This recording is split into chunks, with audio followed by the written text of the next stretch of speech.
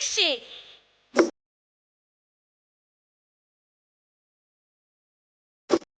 What's up, y'all? Sugar LT here, back with another video. This is a child-free interview, and I have Miss Shweta Ramkumar. I'm sorry, is that how you pronounce your name, Shweta? I'm sorry. Mm-hmm. Want to make sure.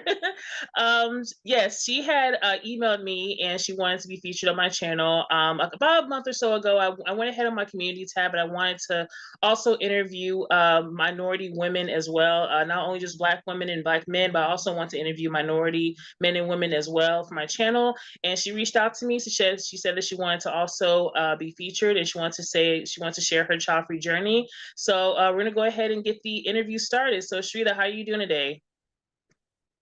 Very good, but it's also very cold at this end of the world. We don't have the humidity and heat of Florida. It's very rainy and freezing and windy here in Melbourne, Australia, where I am currently. Oh gosh, all the way from Australia. Okay. Well, okay, so we'll go ahead and get started with the interview. I do have several questions to ask you, and just for you to also share with my viewers regarding your child-free journey. So, how would you describe yourself right now as a South Asian child-free woman? How has life been for you? If I was to put it into adjectives, I would say as a child-free woman, regardless of whether I'm Southern Asian or not, which I am, I would say that I am unapologetically authentic, a child-free woman who's also very empowering and supportive of people who are on the fence or who are considering making this choice. And sometimes when people are not able to make up their mind, I'm someone who actually does make it a point to support them and make sure that they find a community of like-minded people where who can validate their choice. And also, I would say that I'm a very self-aware person, someone who I think has consciously defied a lot of the religious, cultural, and gender norms that Southern Asian women are normally exposed to and brought up with. I've just completely defied all that, and also someone who's very also I'm very brutally honest and open about my choice in all avenues. So whether it's around fellow Southern Asian people, wherever the context and scenario is, I'm very candid, I'm very open, and I'm very brutally honest about it. And I don't particularly worry about offending people or upsetting people when I speak my mind about it, or feel the need to give any explanations or justifications for my choice, or qualify myself by lying necessarily that I love kids though, which I mean, I don't love kids or hate kids. I'm very indifferent, so keeping it very simple. So in very simple terms, I'm very real, raw, and relatable. And in many ways, I'm the black sheep of the Southern Asian community. So I will not pander to just because tradition says so, or religion says so, or our culture says so that you have to be a mother. Otherwise, you don't have any worth or value. Is something that I have never subscribed to. Okay. What is your earliest recollection of either wanting kids or just not wanting kids? Like, and how has your childhood impacted your decision on being child-free? So I grew up in India, which, if people may or may not be aware about, is a very conservative, patriarchal, sexist, and religious society. Now, fortunately, my family is very progressive and liberal. So there was a lot of, my family is the type that everyone should be educated, everyone should be financially independent, and everyone should build a career. So that's what the focus of my family was. And the reason the choice of getting married or having kids or not was always optional. So I'm not the only child-free person in my family. So it was in that way I was very fortunate that I didn't feel like the only odd one. So what my earliest memory would be to when I did see my own mother. Even though she's an incredible mother, she really struggled with motherhood. She had me when she was very young, and she was just starting off the career, and she's a very career-driven woman. And she struggled to juggle career and motherhood, and that's why she stopped at having just one child. So I'm the only child. So I sort of observed silently what her routine was, and what she really had, what she could really could not cope with in many ways, and also I was surrounded by mothers all the time in my family. So they all had young children. So when by here I'm referring to extended families, and I just silently observed and quickly saw the lack of freedom that all these women had, and the amount of stress that they experienced, and and so stifling and oppressive the whole the way they were living and the whole lifestyle was, and just everything was revolved around kids. The kids were the center of their world. That's what they were focusing all their time and attention to. And I could just see that regardless of how supportive the husbands may be, the burden of parenting almost always fell on the mother. So even though I have, I do come from a very stable, loving, and progressive family, as I said. And also I saw the fact that women have to mold themselves into being the ideal wife, mother, and daughter-in-law that the in-laws want them to be. So again, they sort of call the shots always. And I just said to myself, I wanted no part of it. I wanted a life where I wanted to keep my identity. I wanted my independence. I wanted my freedom. I didn't want to be defined by just, I'm someone's mother, or I'm this family's daughter-in-law, or someone's wife. And I just wanted to be a free woman. I was inherently a very free-spirited person, and this way of life just did not appeal to me. And that's what planted the seed in me to choose to become child-free. Obviously, with time, the reasons did evolve, which again, we can go into later on when we do cover those questions. But that was the earliest memories that I recall about choosing, or I think being consciously, unconsciously, I had become, I wanted to live a life that was unburdened and free, which in other words is child-free. Okay. Because I feel like, especially even though we both of us are different cultures, different races as well. It's just that I feel that society, people and partners think that women have this calling and this yearning to produce and have kids. Like, just because you're automatically, you're a woman, that's automatically meaning that you have this nurturing thing about you that you want to go ahead and have kids. So was your biological clock silenced for you, and that you never wanted to, that be having a child was never on your radar? Or did you once upon a time maybe thought about having kids, and then you were like, something happened to you, like, yeah, for sure, I definitely want to be child free? I mean, this is one of the only decisions in my life that I have been clear as crystal about since I was that young. That no matter what happens, I will never ever have kids. I've never been on the fence about it. I've never been wishy-washy about it. I've known since I was very young. You're talking about 5 or 6 years old, that I did not want to do this under any circumstance. And talking about biological clock, that is a total myth, and I'm someone who has been very I do have a passion for science. I used to be very good at science in school, and I've been a science teacher most of my life. And science proves that the biological clock, there's no such thing that like that. And that's only a social construct that stems from patriarchy and pronatalism, which again, it's designed mainly to, again, scare and pressure women into having children. That the people will say that your biological clock is ticking. For me, it has never, that whole biological concept has never existed inside me. I mean, yes, I have a biological clock that tells me when I need to eat or sleep or use the toilet, but that's pretty much it. Not the point that I need to have a child or something like that. And interestingly, I met up with a friend a couple of days ago who's now a father. And he mentioned to me that at some point, women, it's only natural for women to think about whether they want to have kids or not. So the whole thing, the fact that he mentioned that it's natural, and I said to him that I'm very happy to be unnatural in that scenario. So but I was very clear in my life that I always wanted to mother and nurture dogs.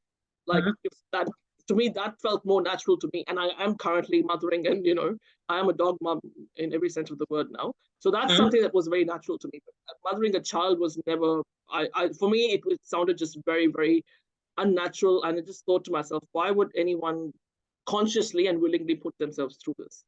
And also, just because something is natural, or natural if you put it, it doesn't mean that it's ethically or morally right. Like, because I'm an antinatalist too, I do believe that that again is a bit of a cheap shot when you say that, oh, something is natural, so you have to do it. But there are some negative repercussions or consequences to not only yourself, but also the whole world and the environment, and you're just going to add more suffering into an already very messed up world. So just because it's natural doesn't mean that you have to necessarily do it. And I always say that there is a difference between, animals in the wild or domestic animals, for them it being natural versus humans. Animals and wild animals in general don't have the cognitive thinking and the mental capacity to think and rationalize our choices. Mm-hmm. So for them, it's fine. They'll do it, and it doesn't matter.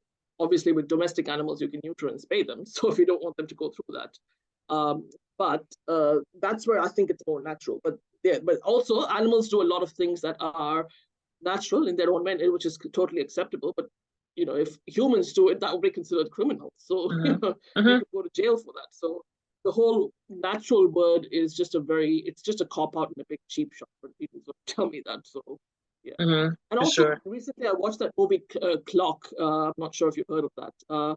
Because a lot of the child-free groups I was hearing about that movie Clock, which again I was very disturbed and also just very disgusted when I saw that movie. Not just because it's a horror movie and I don't like horror movies. It's just because, again, it perpetuates the whole notion that the woman, when she says that the main character, she says that she doesn't want to have kids. But, whether it's medical professionals, her own friends, they say, "Oh, your biological clock just hasn't ticked," and the whole movie is about how they put a clock inside her, implanted inside her, and almost that's going to make her change her mind. Mm-hmm. So I was glad that they are showing child-free characters in mainstream media, Mm-hmm. but again, it's just a very typical thing of what women experience every day when they say that they don't want kids. But this is the rebuttals that they have to deal with, or the bingos as we call it in our community. So. Yeah, I'm glad you brought that up because I've seen a lot, especially in mainstream media, especially in TV shows. I actually did a video a few weeks ago about how people who, the shows that's on TV always have like the actors or actresses always end up pregnant towards the ending, the final season of the shows and stuff like that. So I definitely love to see definitely more child-free representations in TV shows, especially in movies as well. So okay, so what are the positive or negative experiences being child-free around your family, friends, or your colleagues? Has anybody really gave you any kind of any positive or negative feedback about that? I'm very fortunate in the sense that I've never really had any kind of negative pushback from anybody. Sometimes people have been more curious about my choice, so they would ask, what made you decide so young that you wanted to live this way of life? And not that, again, I feel like I owe an explanation, but I'm able to sort of distinguish when it comes from a place of curiosity versus when it comes from a place of just being intrusive and nosy. So if they are genuinely curious, I tell them that these are the reasons why I've made my choice, and usually the response to that has been, "Oh, that's you seem very self-aware, mature, and you've thought this through, and it's a very smart choice." So across the board, unanimously, that's really what I think that I have experienced when I've told people I don't want to have kids. And even amongst my friends and family, as I said, I'm not the only child-free person in my family, so they don't find it unusual when I told them that I don't want to do this. And the only grief I suppose I got was when I was dating. So when I was seriously dating, might I add, that was from 2014 onwards, and that again was very far and few in between.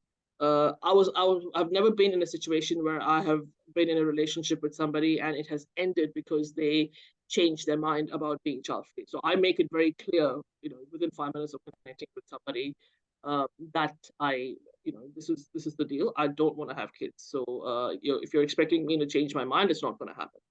I think that's the only time that I can recall getting some negative pushback from random strange men on dating sites. Otherwise, be it friends, family, work colleagues, everyone completely respects and fully supports my choice. So I've really not been bingoed as much.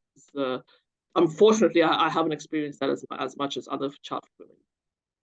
Okay, all right, cool. So yeah, I'm glad you brought up dating. So we'll definitely go into more depth about that as well, about your experiences with dating while child free. So I think a lot of people are kind of struggling with that right now as far as finding a child free partner. So we'll definitely go into a little more depth with that.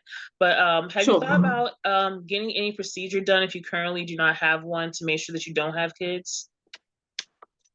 So again, this sort of ties in well with dating. So I'm now engaged to a man who's both child-free and sterile. So Okay. he cannot have kids. So I'm very fortunate that, and he doesn't want them. So so I'm very fortunate that way, that I don't have to put myself under the knife. So it's never been at the back of my mind whether to do it or not. But if I feel the need to, and also I'm almost 40, so I think you know I feel that I'm at an age now where even the possibility of me conceiving, not that I want to do it, it's going to be very, very slim. But I have tossed up the idea about getting a sapectomy or a tubal ligation. Probably not as drastic as a hysterectomy, but definitely that's something. But only if there's a need. As long as I'm in my current relationship, I just don't feel the need for it. So, so in many ways, I think nature has been a very good friend to both of us. So it's, Oh, okay. as long as I'm in this current relationship, again, I'm not going to, there's no need or reason for me to go in that direction. Definitely, for sure. Well, congratulations on being engaged. We can get a little more in depth about that if you don't mind. How did you and your fiance talk about being child free? How did you guys get into that conversation? So we met online, and and as I mentioned previously, very early on when I connect with somebody, I make it very clear that I don't want to have kids. He was no exception. I told him that yeah, this is the deal. I'm a child-free woman. I don't want to have kids, and he turned back and said to me, I actually have this condition. And I, fortunately, because I have been a biology teacher, I actually knew about the condition, so I didn't have to Google it or anything. So I actually know what you're talking about, because I've taught this to a lot of my students in the past. So, but then I also asked him, would you consider, if you have that desire to have a child, would you consider going through fertility treatment? He's like, no, I don't want to have kids. So, I'm very happy with my life the way it is. And that was very early on, it was discussed, that was out of the way. And I think I brought it up again on our second date about the fact that I'm child free, and why he doesn't want to have kids. And it was even though our reasons are very different for being child free, it doesn't matter. I know I'm more of an antinatalist, and he just does not want to be a parent. He does not want that lifestyle, the stress, the responsibility, and that to a large extent I'm also like that. But whereas I'm more antinatalist than he is, which is okay, it doesn't bother me. So we are definitely on the same page. We disagree on a lot of things, but we are definitely on the same page about being child free. So, yeah. Okay. Okay. Yeah, because I feel like a lot of people, especially who are child free, they're just having who are child free and want to date and find a child free partner. I think a lot of people tend to struggle with that, because I see a lot of people who tend to who want to date, but they're coming across a lot of people who are single parents and things like that, and they just don't want the responsibility of taking care of another child. So it's like, especially a child that's not theirs.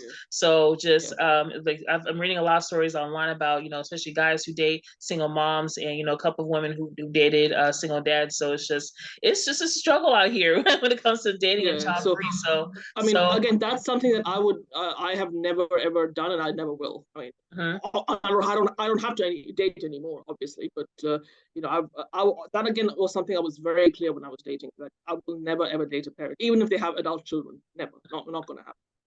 So the reason being, in my past relationships, I've never been put first. I've never been.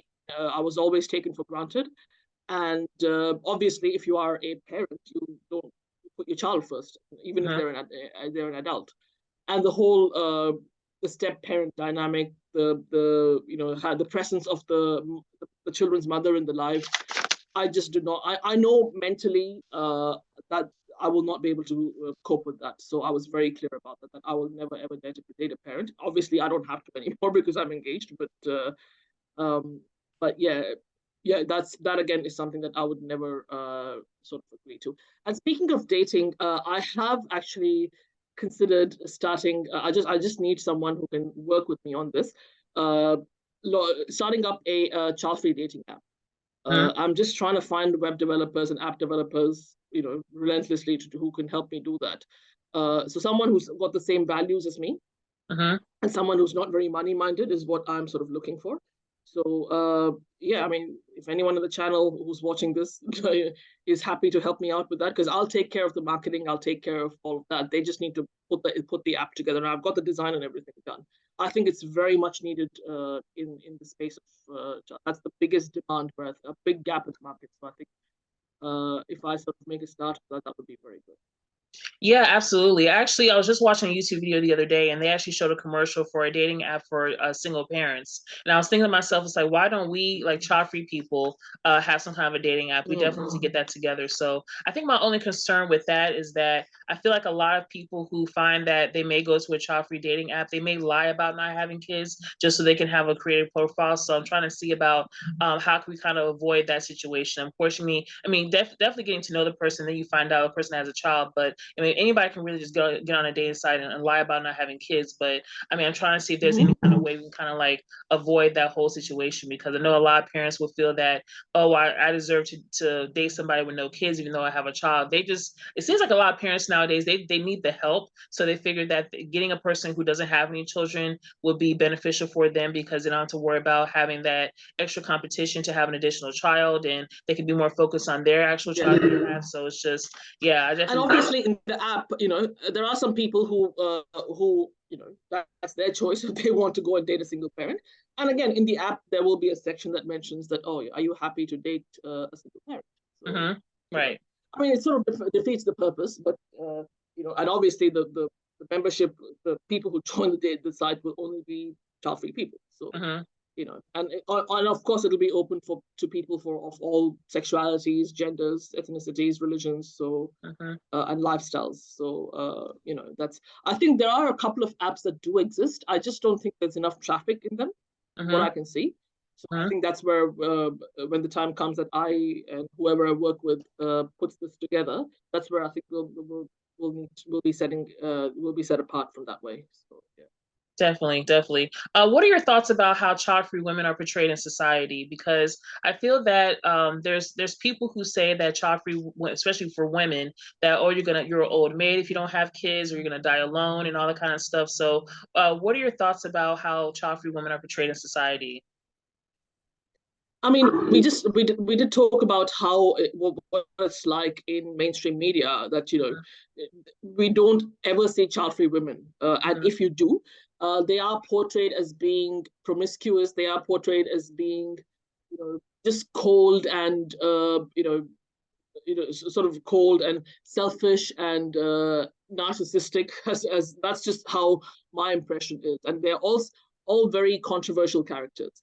And again, mainstream media is very, very pro-natalist. So nearly every TV show, every movie you have, except for the ones that I've just told you about, it always portrays women as mothers, and it'll always portray as the ones who don't want to be mothers. There's something wrong with them, and they are sort of like the oddball. They're sort of cast aside in many sort of different ways. So again, it sort of sends the wrong message to the younger generation, where that I mean, the only one big character who was a big influence in my choice was Samantha Jones from Sex and the City, and that's like her personality is exactly like mine. But I'm one of the few people who absolutely loves Samantha, even though her life choice, whatever she wants to do. But in the show, if you see, she is probably the most loyal friend, who really who's very protective of all her friends and really has their back. I'm exactly like that too. Regardless of what she chooses to do with her life, that's totally fine. But yeah, so. And I can also think of Christina Yang from Grey's Anatomy. Again, very strong character, very strong personality, and you know, and again, not everyone loved her, obviously, for more than one reason, and obviously another one. And what I find really disheartening is that in a lot of shows where when a character says all this while that they don't want to have kids, they don't want to do this, like the Big Bang Theory, spoiler alert, in the very end she does get pregnant and she keeps the baby. So I want that narrative to really change. I want there to be more accurate and not this extreme representation of child-free women, because child-free women are not one extreme. They all come in different shapes, size, and forms. There's just no one box that you can fit them in. Yes, the common theme is that they all just don't have or want kids, but there's no one picture or one particular impression of childhood women. They just come in different ways, different shapes and forms. So, and that's really what I want to see mainstream media represented as, or being represented in mainstream media. I would also say that where I live, fortunately, it's 1 in 3 people, 1 in 3 couples are child free. So I'm actually a part of a big child free community where I live. So we meet, at least I go to their events at least once a month. And yeah, everyone is on the same page. It's a very supportive community. So here it's not a big deal. People don't find it unusual to make that choice. I think if I was, say, still living in India or some part of Southeast Asia or Southern Asia, it would be a very different story. So over there, I mean, us Indians are not very good at, we're very good at actually not talking about big, serious things, and we like to just sweep everything under the rug, and this is no exception. So when you so that's why, and because you get a lot of hate, you get a lot of judgment, criticism for your choice, no matter what it is, and over there, even if you say that I want to be a mother and I just don't want to get married, even that's really frowned upon. So over there, people just cannot possibly be open about being child free, because you will get a lot of hate. Some drastic things can happen. You can be disowned by your family. You could be taken off the will. So it can be pretty bad that way, and that's why people just don't do it. And again, over there it's even worse. If you look at all TV shows from the get-go, they all just represent women as mothers. Very, very strong over there. I think another area also where child-free people need to be treated better is the workplace. Now, I'm very fortunate. My workplace is very positive and supportive. So they don't sort of discriminate between, whether you have children or not. So they respect everyone's time. But in a lot of workplaces, they do expect that the child-free people, when parents go off and pick up their kids, or they can't do, give certain hours because they have to be parents, they have to take their kids to extracurricular activities or doctor's appointments or whatever. We are just expected to pick up the slack because we don't have kids, so we have all the time and freedom to do that, and that's just completely unfair. I can be using my time looking after my dog. I can be using my time working on my business. So my time is just as valuable. You can't just assume that child-free people have, all the time in the world, and they have the means to travel for work. So if because parents, again, they'll hesitate to do all that because they have those responsibilities. So they'll just expect, or even like getting time off in the workplace, they'll give it to parents, but they will not do it so freely to child-free people. So I think that discrimination, that double standard, really needs to stop. Everyone's time needs to be respected, regardless of whether they're child free or not. And also, I think, in many ways, and I'm glad I thought of this, that I always find in the workplace, workplaces are very pro-natalist as well. That one choice, for example, which is parenting, is somehow rewarded, and our choice of being child free is punished. So parents get maternity leave, they get carers leave, they get whatever else, and whereas we get nothing. I would love to see if we have child-free people have this option of taking like a 6-month or 9-month paid sabbatical, where they can travel, they can do some volunteer work, they can start a business, they can work on some sort of a project, whatever it is. We do have a long service leave thing, but in Australia, but again, I would like to really see that we are rewarded with the same benefits as parents do. So yeah, there's a lot of change required in these areas, I would say.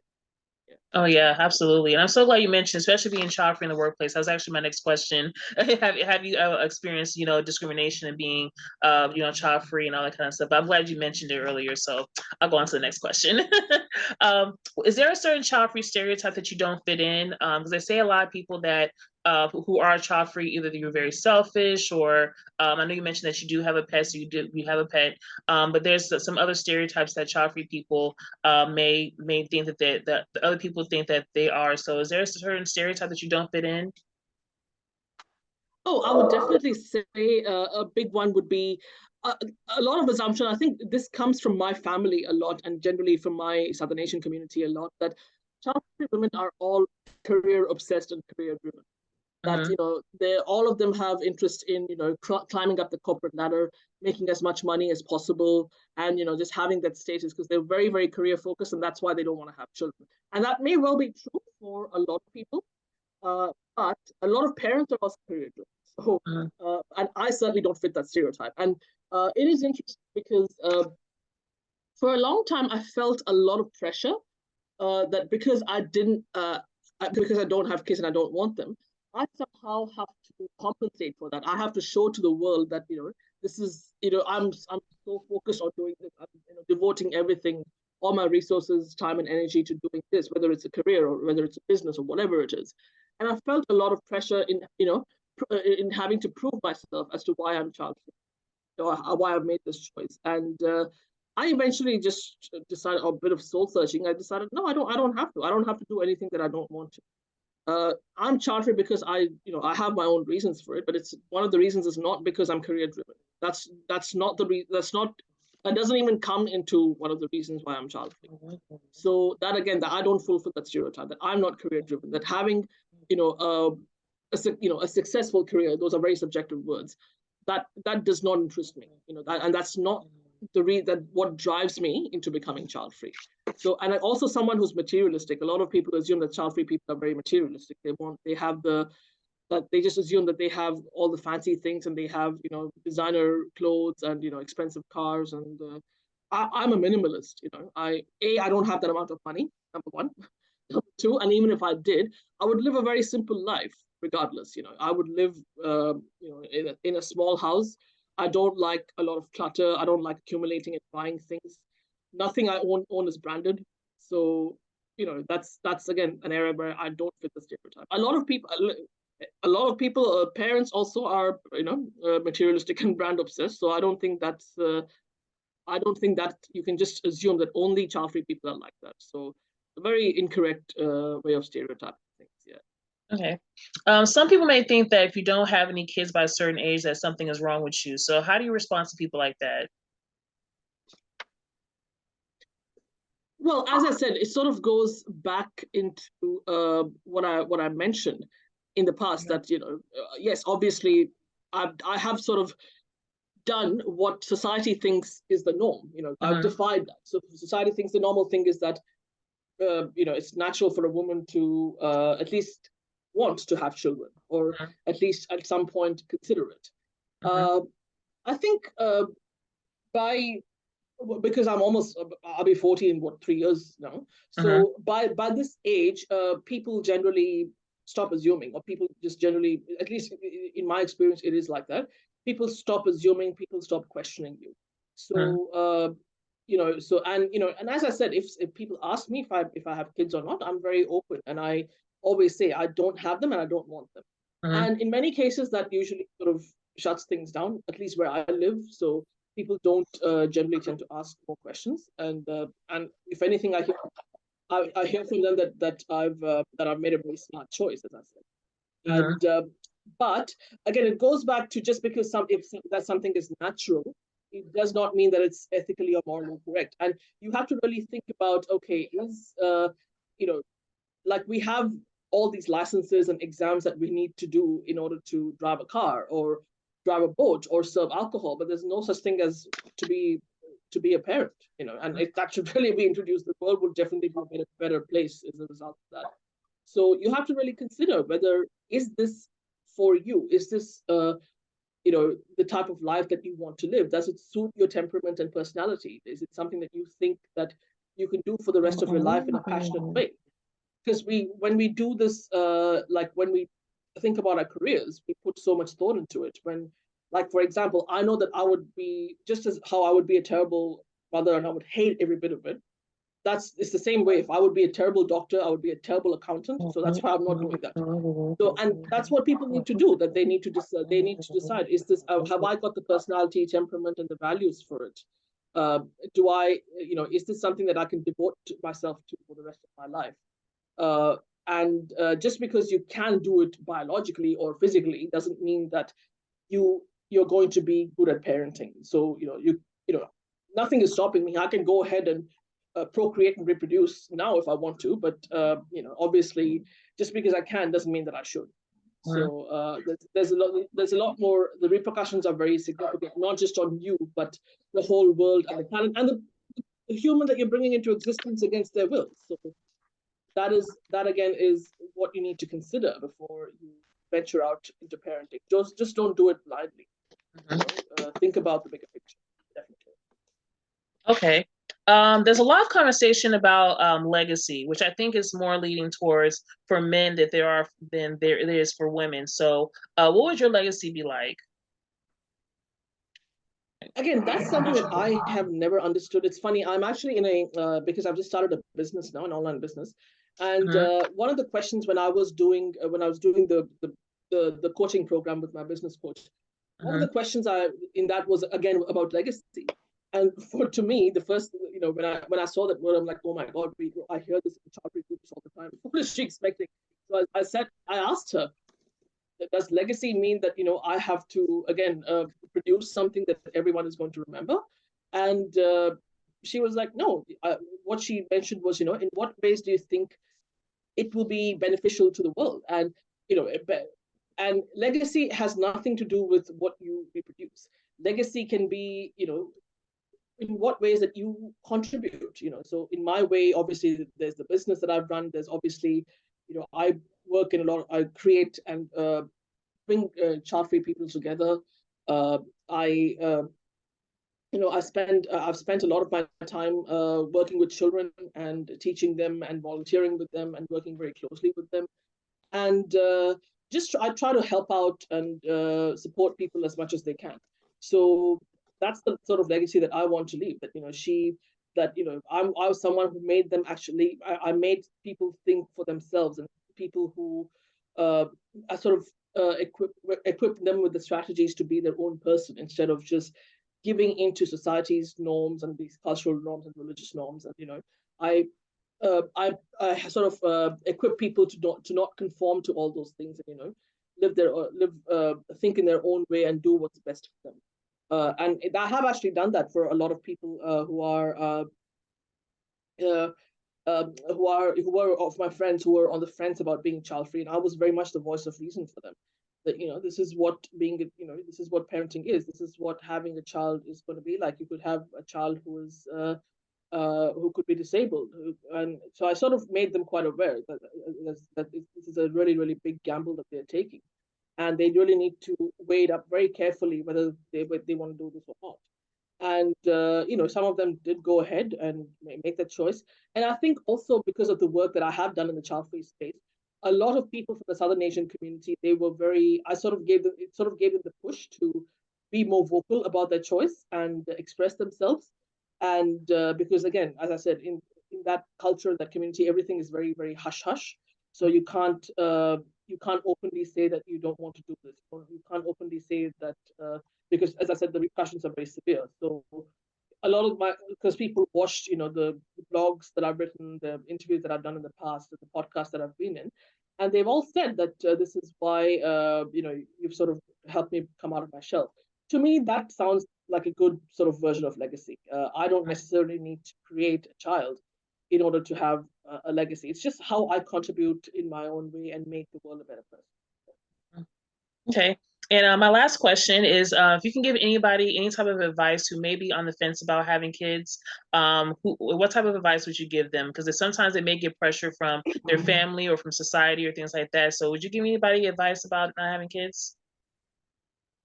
I mean, as I said previously, that it would be, they have to think about all the pros and cons. What they have to consider, what they're going to be giving up. How much it's going to cost them financially, mentally, physically. In order to be a parent, and it's not just this is a permanent, irreversible choice. So you're not just a parent till they're 18. That's the norm in America and even over here. You are a parent till one of you dies. Whether you die or your child dies, until one of you take your last breath, you will remain a parent. Mm-hmm. And also uh, the fact that you can't stop being a parent. You can't sort of change your mind. You can't give the child back. Mm-hmm. Once it's gotten too much, and that's what it is. And regardless of how your child is going to turn out, whether they can be disabled, they can be they can be homosexual, or they could be atheists, they could have some sort of ailment that could really affect their quality of life. So you need to be prepared for all that and really commit to giving them the best life. And can you actually do that? And a big strategy I would definitely tell child free people or people who are on the fence is to actually be around children. I don't think a lot of parents do it. I don't think they have been around children for prolonged periods of time. So, offer to babysit, for one of your friends or family members who have a young child, and do it for a finite amount of time without any help or support, and see if you like it. And that will open your eyes, and it'll help you realize what the true how the reality of parenting. It's not just cute pictures on Instagram or what you see on social media, which is really, it's a very sickeningly sweet sort of impression. It's not like that. It's very rough, and it's very stressful. It's very taxing. And I know personally that my mental health will not allow me. I will be a nervous wreck if I have to do that for even like one day. I mean, that's one of the many reasons I've made my choice. But mental health is a huge reason why I have decided to go down this path. And again, that's something that people need to consider. Are you mentally in a healthy space to not only be, a present and effective and good parent, but also, is there a guarantee that your child will not have the same illness as you? I mean, in my case, yeah, I do have a family history of mental health problems. I do have symptoms of that as a result. So again, that's one of the reasons why I don't want to do it. I don't want someone I bring into this world and just make them suffer, because I was selfish enough. So yeah, just look at the big picture is what I would say, and spend time around kids of all ages, and on good prolonged periods of time. Babysit them, work with them, and then you decide what you want to do. And also think about the world that you're bringing the children into. Even though I'm an anti-natalist, but I'm not very, I'm not too extreme about it. But still, that is again a reason. What sort of a world are they going to be left with? Are they going to be? They could be victims of crime. They could not. They may not be able to get employed. The world will become an unlivable place in the next 20 to 30 years. So, what's the point in bringing more life into the world and just speeding the process, rather than just not doing it, and just making the world a better place than just being by your own contributions and your sort of own acts of service. So yeah, that's just how I would sort of give people to fence sitters to their advice on as to whether they want to do it or not. Okay, well, Shweta, thank you so much for your time. I do appreciate it. Do you want to let my viewers know if you have any upcoming projects, and also where they can follow you on social media? Look, I'm actually pitching to podcasts at the moment, some business ones and some possibly child-free ones as well. Or people who sort of want to live unconventionally. There are quite a lot of podcasts, so you might see all that appear from time to time. I'm going to be pitching to those podcasts later this afternoon, so I'm going to be sending a lot of emails about that. And I'm most active on LinkedIn, actually. So if you just want to find me on LinkedIn, so Shweta Ramkumar. Again, you can leave that in your description box if you want to. And I might be I sometimes post about child-free living there, but not all the time. And also, I do have an Instagram account. Again, if people do want to follow me there, again, that's something I post about. I post on it like once every 3 or 4 months. But if you want to see me more regularly, LinkedIn is where you the best stuff. So, okay, well, yeah, definitely send me that information. I'll go ahead and put it in the description box as well once this video gets, we'll upload this video. So, so again, Shweta, thank you again so much for your time. And thank you guys so much for watching this video today. So if you like child-free content like this, please give this video a thumbs up. Let me know down in the comment section below, what do you guys think of this video? I'm gonna put Shweta's information as well in the description box as well. So if you want to follow her, you can contact her and all that great stuff. Just let her know as well. Comment down below. Let me know how you guys feel about this video. And I'll see you guys in the next one. Take care.